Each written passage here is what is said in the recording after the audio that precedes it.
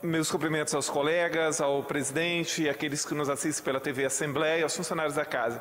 Hoje, como o deputado Zé Esmeraldo sempre reclama de pouco tempo, eu também reclamo. Hoje eu gostaria de ter bastante tempo para poder falar do Dia do Combate à Corrupção, que foi ontem, e o dia, hoje, dos Direitos Humanos. Ontem foi o Dia Internacional contra a Corrupção, ou de combate contra a corrupção. No sábado, no jornal O Estadão, o Estado de São Paulo, o advogado Modesto Carvalhosa faz uma análise muito interessante sobre a questão da corrupção. Mais do que nunca, a corrupção parece que se transformou num único problema de um país ou de vários países. E a corrupção que é visível à sociedade é aquela criminalizada, como essa exposta principalmente pela Operação Lava Jato. Mas o Carvalhosa faz, no artigo dele, no Estado de São Paulo de sábado, uma análise sobre a corrupção legalizada, constitucionalizada e judicializada. E ele faz um apanhado sobre como a própria Constituição ela abriga a questão de uma corrupção invisível. Porque, como ele diz no texto, é necessário recordar que a corrupção é universalmente definida como a apropriação privada de recursos públicos. Não interessa de que forma é corrupção. Então ele menciona, por exemplo, que o artigo 37, inciso 9 da Constituição, declara que nenhum funcionário público pode ter um salário superior ao Supremo, aos ministros do Supremo. Para logo em seguida, o mesmo artigo dizer que pode, desde que seja através de verba indenizatória. Então ocorre no país, por exemplo, um desembargador, um ministro, um procurador ter um salário de 30 mil, mas com os penduricalhos ter um salário final de 120, 130, 140 mil, sem que incinda sobre esses penduricalhos imposto de renda. Isso é apropriação privada de recursos públicos também. Então ele explana muito bem sobre essa situação e de como isso vai se avolumando. No caso do judiciário e alguns altos funcionários, e aí notadamente os magistrados que têm 3, 4 meses de férias por ano e podem vender essas férias para o Estado. Sendo que a Constituição proíbe que na iniciativa privada um empregado venda as suas férias para o patrão. E ele vai mais a fundo, falando sobre os refis e incentivos fiscais. E esta é uma questão que, quando se fala em corrupção no Brasil, precisaria ser revista.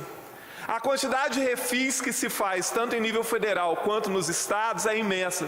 E o refis nada mais é do que uma apropriação de recursos públicos pelo setor privado. Porque parte do empresariado já sabe que se deixar de pagar um determinado imposto, vai ter uma hora que o Estado vai fazer um refis, vai parcelar, não vai cobrar juro e ainda vai ter 10, 15, 20, 30 anos para pagar. Como foi feito recentemente no Congresso Nacional. E aí o relator do último refis feito, ou dos últimos refis feitos no Congresso Nacional, foi o neto do Newton Cardoso, ex-governador de Minas Gerais, cujas empresas estavam entre as maiores devedoras e as maiores beneficiadas com refis. Então, quando partimos para a questão do incentivo fiscal, hoje calcula que a quantidade de incentivo fiscal dado pelo governo federal à empresa, sem mais nem porquê, sem que tenha nenhum benefício para a sociedade, chega a 7% do PIB. Os incentivos fiscais dados aqui no estado do Espírito Santo, sem que ninguém saiba exatamente pelo quê, podem chegar a cerca de 5 bilhões por ano. E tudo isso deveria ser considerado corrupção. Então não basta que nós lutemos contra a corrupção criminalizada, aquela do roubo, aquela do desvio descarado, aquela do superfaturamento, mas temos que lutar contra a corrupção legalizada, constitucionalizada, judicializada. Nós precisamos lutar contra isso, porque é aí que está indo mais dinheiro público do que aquele que é roubado descaradamente. Lembrando que corrupção deve ser considerada qualquer apropriação inadequada do dinheiro público. Não interessa se legalizada ou se roubada descaradamente. Nós ainda, se hoje der tempo, deputado Enivaldo, não sei se vai haver a segunda fase depois, para falar sobre a questão dos movimentos sociais, dos direitos humanos. Hoje se comemora, posso continuar, deputado Enivaldo, só para concluir essa questão? Hoje se comemora a questão do Dia dos Movimentos pelos Direitos Humanos. Os direitos humanos foram criminalizados no Brasil e até em outros países. Hoje no Brasil, eu não sei o que acontece, eu tenho tentado ler tanto clássicos da esquerda, da direita, do centro, para tentar entender um pouco o que ocorre no Brasil nesse momento em que nós vivemos. E é difícil compreender. Mas movimentos sociais e movimentos da luta pelos direitos humanos estão sendo criminalizados como sendo apenas movimentos que lutam para defender bandidos. Isso é de uma ignorância imensa. A Declaração Universal dos Direitos Humanos, que de certa forma esteve ligada também à Declaração dos Direitos depois da Revolução Francesa, da própria Constituição dos Estados Unidos, ela é um marco. E é uma ignorância imensa as pessoas falarem mal de movimentos pelos direitos humanos, porque boa parte das conquistas que nós temos hoje, elas são advindas de movimentos pelos direitos humanos. O direito da criança, o direito do idoso, o direito da mulher, o direito trabalhista, nada disso aconteceu por um acaso. Isso foi fruto de muita luta por direitos humanos. Então é curioso sintetizar direitos humanos ou movimento de direitos humanos como direito que defende bandido. Ainda assim, deputada Eliana, ainda assim, quando a gente entra nessa seara da questão de como são tratados os prisioneiros no Brasil, essas questões precisam ser revistas sim. Como são tratados esses menores que estão nessas instituições socioeducativas, de atuação socioeducativa não tem absolutamente nada. Então, hoje é um dia para a gente refletir sobre a importância dos movimentos por direitos humanos, sim. Olha, nós vivemos um momento extremamente delicado e perigoso. Tudo que nós construímos, tudo que a humanidade construiu ao longo da sua história, foi a duras penas.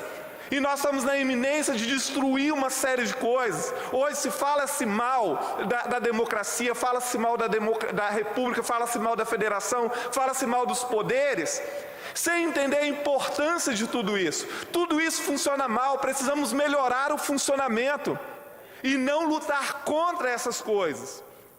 E aquilo que nós conquistamos hoje de direitos, como por exemplo, o direito trabalhista, o direito de trabalhar 8 horas, o direito de descanso, o direito de lazer, o direito de férias, o direito ao salário mínimo, o direito que uma criança tem de ir para a escola, o direito que um idoso tem, o direito que uma mulher tem, o direito dos animais, tudo isso foi fruto de movimentos pelos direitos humanos. Então é de uma ignorância imensa as pessoas sintetizarem movimentos de direitos humanos como movimentos que defendem bandido. Isso é de uma ignorância muito grande. E toda vez, deputada Eliana, que eu sou contra o direito do outro, e quando eu começo a lutar contra o direito do outro, e que isso funcione, um dia você pode estar certo. Alguém vai lutar contra um direito que você acha que é seu também. Porque uma verdadeira democracia, uma democracia de fato, ela respeita os direitos. Semana passada, sexta-feira, o Globo Repórter apresentou uma reportagem fantástica sobre a Finlândia. E como é um país onde as coisas funcionam dentro da decência. Nas escolas, praticamente, se eliminaram as provas e o país está entre os primeiros em educação do mundo. E uma das avaliações que os alunos precisam passar e que eles têm que mostrar habilidade nisso, é o respeito à pluralidade, o respeito ao outro, o convívio com a comunidade. Isso é uma das formas de avaliar o desempenho dos alunos nas escolas daquele brilhante país. Então fica aqui o meu registro para que hoje façamos uma análise da importância de tudo aquilo que temos. Se hoje funciona mal, mas que tudo que nós temos hoje, em termos de direitos, aquilo que você não reconhece como luta, mas foi uma luta histórica. Isso faz parte da evolução da civilização. E muita gente morreu e muita gente lutou para que as pessoas tivessem o mínimo direito de educação, de saúde, de ser respeitado como pessoa, de respeitar o idoso, de respeitar a criança, de respeitar a mulher. Então, por favor, pessoas, vocês que me ouvem em casa, enalteçam os movimentos pelos direitos humanos, apoiem esses direitos, apoiem isso, porque é isso que nos leva à civilidade, é isso que nos leva a uma convivência fraterna, é isso que pode nos levar a um mundo de paz. Muito obrigado, presidente.